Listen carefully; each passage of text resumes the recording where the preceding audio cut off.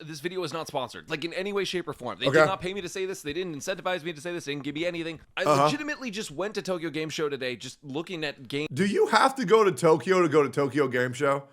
Surely, yeah, right? And trying things out, and I found out that Neverness to Everness actually had a booth there at Tokyo Game Show. Now, this is weird to me because, as far as I know, Neverness to Everness was a really new reveal. Like, this game had no info on it, and then they just dropped a trailer, and everyone was like, "Whoa, that looks so."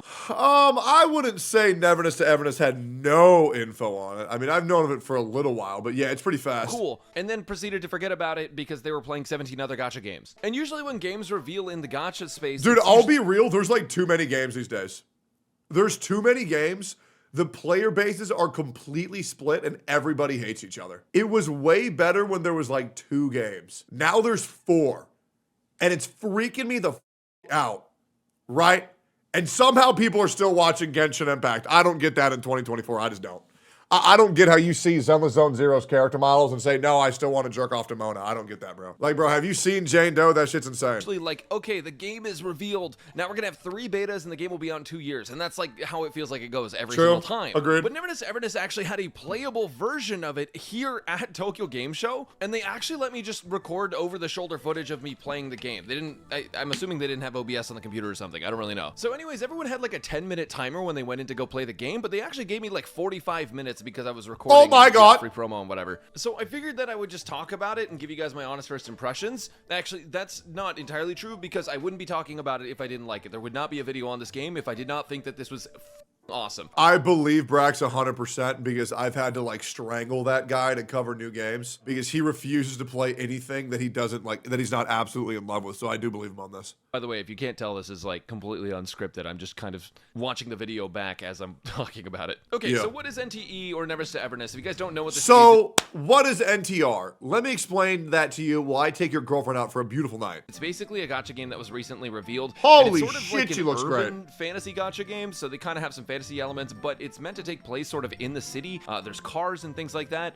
And you can actually get a car and customize it. You can drive it around, which is super sick. There's traversal of buildings and stuff. And then your combat system feels sort of similar, at least to me, a mix between some Genshin and some Wuthering Waves. Now, honestly, if you've been playing all of the recent gacha games, this probably doesn't feel like anything. It's probably because it's probably Genshin, but quick swaps are available. That's what it looked like to me. Because, yeah, there were quick swaps. We've seen that in the demo trailers before. Super important or new to you, and that's totally fine. In case you don't know what quick swaps are, it's when you use an ability and then you swap to another character, and then that character that's been swapped out of stays on the field until it finishes its ability. Because I get it. I'm a content creator for gacha games, and I've played like all of the new ones that have come out that have been supposedly competing with each other. And ultimately, I burnt out, which is why my upload schedule has slowed down so much because I'm so tired of playing the same gameplay loop in the same gacha games over and over. Yeah, of course, absolutely. So when I tried Neverness to Everness, and I actually really liked the game, it was super surprising to me. I found myself just playing through this sort of like trial demo thing. Well, actually, I think it's just the full game, but like they limited your playtime and they specifically wanted you to avoid parts that were like unfinished. So, you know, normal stuff. But I found myself getting completely sucked into all the different things there were to learn and know about the game. Anyways, I will say this off rip. The game's models cannot compete with Zenless Zone Zero's. They just can't. I mean, these models don't even keep up with Honkai Star Rail. So that is my opinion on it. And yeah, it's pretty rough. I'm not going to lie. Gabbing so long about this. Let me tell you specifically what I really liked about the game. First off, when you get into the game, the opening for the game is different, which I know is like the bare minimum, but hear me out. Dude, I'm tired of games where you like wake up and you have amnesia and there's just like a floating thing next to you. Yeah. And then you have to like listen to this really high-pitched yapping and they talk for you instead of you actually having dialogue. Like, I just really hate that. I'm so tired of that. NTE doesn't do any of that. They kind of just are like, oh yeah, that shit looks awesome with this like mission, and then you just get kind of thrown into it, and it's really, really cool and like modern. And the environment they throw you into is so interesting and appealing. It's not your normal fantasy setting. It's not post-apocalyptic. It's like this urban sort of like, oh, I'm gonna run through this like train station, but there's grass and trees everywhere too. I don't know if eco-brutalism is the right way to describe it because I don't feel like the buildings are quite that complex. But the opening they throw you into is a lot more exciting than some of the other stuff I've played. Cool. Maybe, again, it's just because I'm tired of the whole, like, amnesia trope, and I think they even mentioned something about this character not knowing who they are, remembering who they are, but, like, that's not the main point they try to draw across. It's just, like, a side plot. Holy like, fucking boobs! Anyways, go do this mission, you know, and I don't know. I just had a lot of fun with that. And the next thing I noticed, I mean, aside from the gameplay, damn, bro, those transitions are crazy. Cutscenes, the characters' expression. So the world of this game looks a lot more fun than every other game. It's just the character models are rough. And the way they do the cutscenes is so, I mean, I just said expressions, but it's expressive. Like, when I played Zenless Zone Zero, I felt like I was watching, like, a movie when I was in cutscenes, and Neverness to Everness feels like I'm watching an anime in these cutscenes as well, which is, like, super cool. Because I think that's a super important part to storytelling. If you're gonna have characters yapping forever and ever and ever, which is a commonality between Fan all 1 these is Chinese insane. gacha games, it is so incredibly important to have something moving on screen, because, god damn it, this entire generation has been ruined that's by nice. Subway Surfers videos next to Reddit stories. Yeah, I'll be real, man. If I have to play another game where their cutscenes are just looking at a random NPC emotionless, talking 8 pages every single time their dialogue's up and it's not voice, I'm gonna just shoot myself. Also, Enviosity is gonna love this character. Story times on TikTok. There needs to be some sort of movement there, or we're going to, like, stop caring. And that is so fucking cute. What, bro, what? But also of movement there, bro, like, stop caring. And I feel like it's just bro, that is so cute. What the fuck? An experience that is that's so good. Of the way. There's also some thank God, bro. Characters, when they're in dialogue, they fucking move. Praise Jesus. That didn't land super well with me because it was in Japanese, and for some reason when I am playing video games, I really struggle to pay attention during JP dub. Like with anime, I can do it for some reason, but with games, I can't. I don't know. Maybe I'm just weird. But even though I don't like listening Japanese, to English, the humorous moments actually hit with me because I could see the effects in the background of the characters' facial expressions and the way the sounds worked. It just like made it very, very clear what was happening. And I don't know, I feel like in a way they're expressing it as if you're a toddler, but not explaining it like you're a toddler. It's just the visual stimulation is really good for me. Paimon! Fortnite's new Paimon! constant action combat has absolutely obliterated the attention span of multiple generations of gamers, and this game like really combats that, which I have just been super happy with. Also they have a skip button, which I can't believe I'm saying is like a positive thing, as if that shouldn't be the norm, but I guess maybe we're moving back towards the norm and away from the abnormalities. I guess this game is actually anything but normal, and I really like that about it. You've probably seen some of the background gameplay already, and it's 30 FPS, so it will look a little bit choppier probably on the YouTube playback, but when I was playing it, it was a smooth 120 FPS, baby. That's right, it is completely unlocked at 120 FPS. God bless. For now. I don't understand why games are limiting to 60 FPS. That is such a stupid decision. True. Like, unless your game is literally incapable of running at 120, but it is the year 2024, please do better. So yeah, buttery smooth 120 FPS, and honestly, the game just looks super polished. You know, that was one of the other things that surprised me. They oh my God. You know what? Hey, I'm willing to admit this to Genizard. The UI for Zenless Zone Zero still confuses the shit out of me. So I like that simple-ass UI. Yep. Which is great, but the game is also super well polished, which means that it could honestly be pretty close to release, but I don't want to get my hopes up because doing that could just be bad for your happiness and stuff like that. But yeah, the polish is really insane. Compared to Tower of Fantasy, this game feels much more, I don't want to say AAA, but it feels like it had a really high budget and some very talented Why are we comparing this shit to Tower of Fantasy? I feel like the movement in this, the animations of everything just looks so Why did we just say that game's name? Good. And I actually really like the character designs. I have heard some people don't really like the sort of like oversaturated stuff, but I love it. This is the same devs as Tower of Fantasy. All right, GG, man. Hey, it was a good run though. It was good. We had our fun. All right, cool. Next game.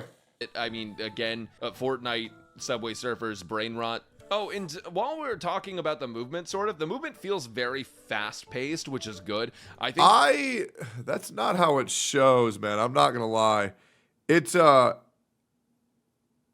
it looks very slow Like the gliding seems good, but the running seems weird as shit. Some games can feel kind of sluggish based on the inputs or like how characters move. I guess like, I don't know, maybe that's just a personal preference thing, but like Monster Hunter is an example. A lot of people really like the weight of Monster Hunter, but Yeah. I like the weight of Grand Blue, which is like, it doesn't feel that heavy. And in this case, when you're playing like an anime sort of game, I think it makes more sense to have less weight, and I think they did that very well. Sure. To be clear, I'm not really hating on Monster Hunter or anything. I love Monster Hunter. I great game. covering Wilds when it comes out, and I think that game's really, really cool. But I'm just saying that game has like pretty slow feeling movement in comparison, whereas this game feels very reactive and very fast paced.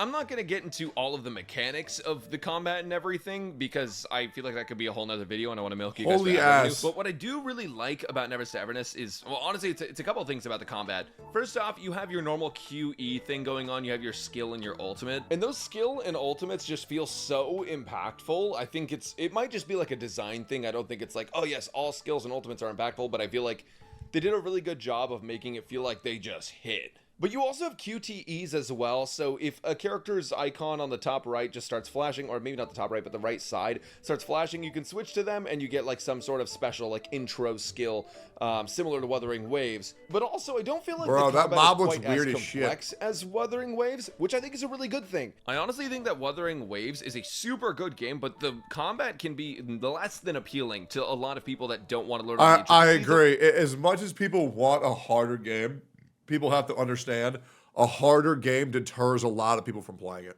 So having combat that's less complex than that is actually kind of nice. Yeah, but as it I is. mentioned before, it feels somewhere between Genshin and Wuthering Waves, where there's some mechanics of like real-time action, quick combat, but there's also a sort of system that is similar to elemental reactions. Now, I'm not gonna go into a ton of detail about it because one, I don't really want to be wrong, and I didn't learn everything there is to know during my 45 minutes of gameplay. And two, this is probably an earlier build, I'm assuming, because the UI looked it's low-key at the convention ugly. and the game isn't released yet. So things Like could that shit, change. this shit looks like Honkai Impact 3rd, bro. Like, this shit look ugly as fuck. But there are interactions between different elements of damage that you can deal, which means there is going to be quite a bit of complexity to combat. You do have perfect dodges, and actually the way dodges work in this game is super interesting. I really like how they did it. So, you know, in most games you can just spam dodge and it takes like stamina. Yeah. In most games, I mean specifically Genshin Impact. Well, in this game, you actually have 3 dodges with cooldowns, and these dodges will allow you to perfect dodge.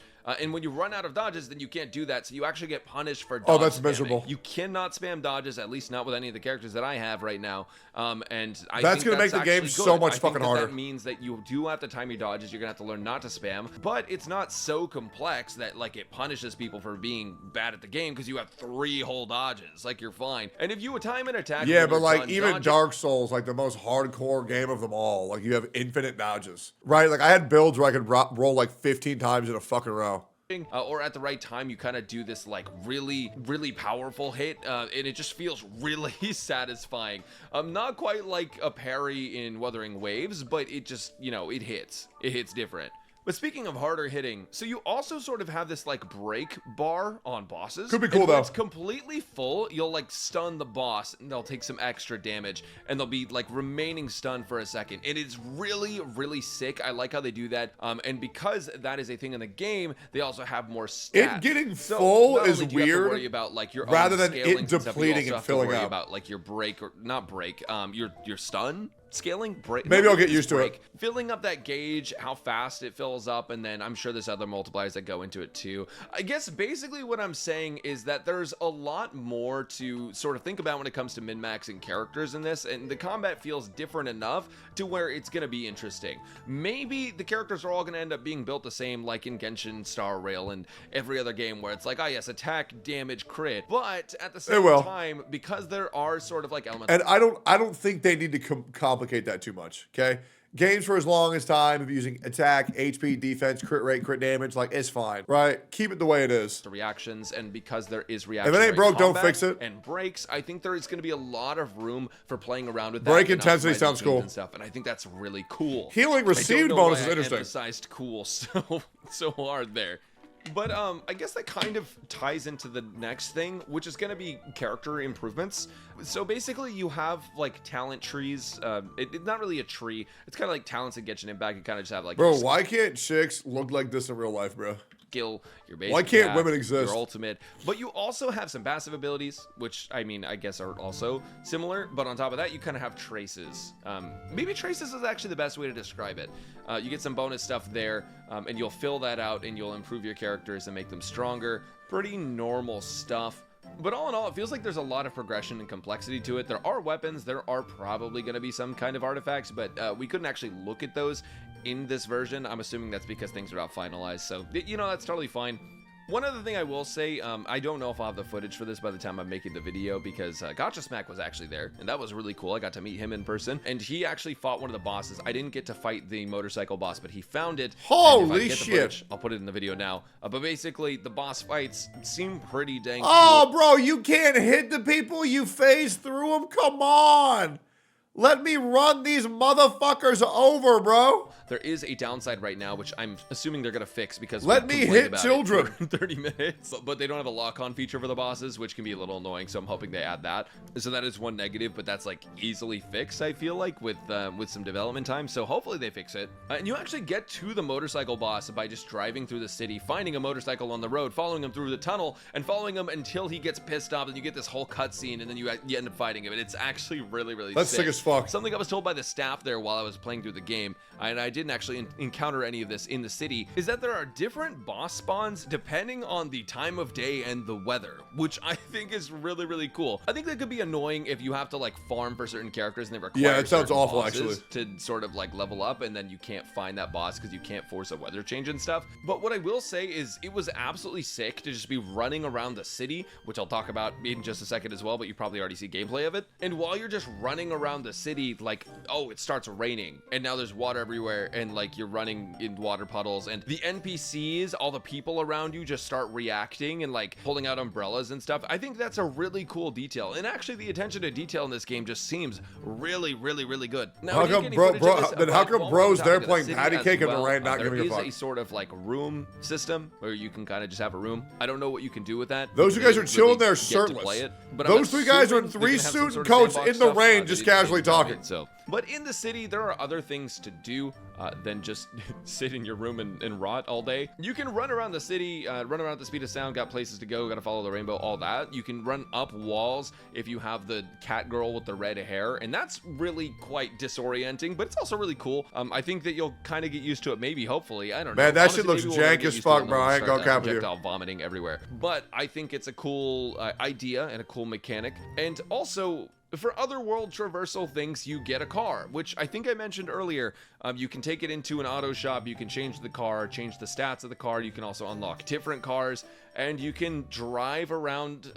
I almost called it San Andreas. Bro, that car looks so... Dude, I should get one of those things in real life. At all. Anyways, you can drive that around. Shit looks it's awesome. Pretty cool. If you run over the people, nothing happens, unfortunately, or fortunately. I don't know. I guess it depends on your target demographic. GTA players might be disappointed, but you can like run over different things in the environment, which I think is pretty cool. You can get some 6 speed, and I think just having world traversal in that way is really, really dope. Other things. I guess the last few things that I have to say about like sort of the UI and the experience is that I think that the UI is, while it is very similar to Genshin, I think that like the character screen is something that I feel like is really fresh, looks super good, and I think that like a lot of the ways you interact with things in the environment is pretty different. You know, I had heard. I think Zelda Zone Zero has done a very good job of making every other gacha game look like shit. I don't think any game is gonna be able to touch Zelda Zone Zero's level of polish. Like, they're not even able to get close. And my expectations were super low. As someone that was just watching gacha games come out and just absolutely copied each other and every single mechanic and everything about each other, I wasn't super excited about it. I thought the trailer was cool. I watched the trailer, that was my genuine reaction. I was like, oh, that's pretty sick, you know, like, that looks neat. But I wasn't expecting to like this game when I went into it. I genuinely thought this game was just gonna be like, all right. I got hands-on with the game, and I absolutely love it so far. Like, when I tell you, I was genuinely shocked at how fun this game was to play, even just for the short 45 minutes I got to play, with some intro yapping storytelling and stuff. It was absolutely so sick. I think the biggest problem that I have with a lot of gacha games nowadays is that they do the yoink and twist thing, where basically you just look at whatever's doing well and you try to take that and make it your own thing. Yeah. Except the problem is that the other gacha games aren't making it their own thing. They're just yoinking. There's no twist anywhere. It's just yoink. And I feel like this game actually did the twisting. And because they did the twisting, the game is actually, it has its own unique identity. I wonder really, what game he's referring to, because I feel like Wuthering Waves had the yoink and twist for sure. I don't know what games he's referring to. Wuwa and Genshin. I feel like Wuwa feels very different than Genshin. Like very, very, very different. What's twisting is there in Wuwa? Well, the combat is a lot more complex. You can do a lot more things with the characters. The traversal is way more dynamic. Right, and it also feels very different, where it's like gloomy, apocalyptic, rather than like bright and happy and fucking Fortnite-y. Really good. It plays super well, and man, I am just so stoked for Neverness to Everness. I did not expect it to like. I did not expect to like it this much, and I really, really hope this game releases soon in a complete state. I don't want them to rush it to complete. I'll be real. I feel like if this game doesn't release soon, it's dead. I mean, I'm not trying to be too pessimistic here, but I don't think it looks good enough for modern standards. I don't think it's done enough to really break out as a standalone gacha, because it just looks, it's just Genshin but with cars. Or anything, because now Azure Premilia looks like a game that could blow up the scene easily. This game is awesome. It has new stats for us to think about, different ways to think in combat. The character designs, I just really love them. I think they're super cute. I'm glad they're embracing real cat girls and not giving us fake cat girls. I think that's a really good step up. Anyways, guys, if you watch this on 1.5 speed, my condolences. You probably didn't understand a single thing I was saying, and if you're not a native English speaker, I feel even worse for you. But those are my honest first impressions of the game. After playing at Tokyo Game Show, I really like this game. I was absolutely blown away. And I hope that you guys will be too. I hope that we can get a chance to show this on stream at some point and show you guys live everything about it, perhaps with some better quality and everything. This game is awesome. I really have such high hopes for it.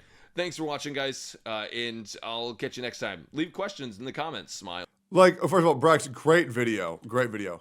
I just don't know if this game has done enough to warrant the level of hype that I think some people are going to give it. I didn't see anything necessarily genre defining or that different to break it out from the pack other than cars. And maybe gacha players are dying to cars. They're like dying to play with cars. I don't really think they are. I think the game looks okay. I'm definitely going to play it because of my curiosity, but I don't know. I feel like it looks all right. I think it needs much higher level of polish. Techie doesn't like GTA, so it makes sense. I just don't think that game is like GTA. I mean, in GTA, the fun thing about GTA is being able to do anything at any time to anyone. And as far as I'm concerned, NTR doesn't have the ability to hit children, hit women and men, and fuck prostitutes. Right? So, like, I mean, I don't think it's the anime GTA that you think it is, considering that when you drive through a character, they just phase out. Well, that's just my opinion.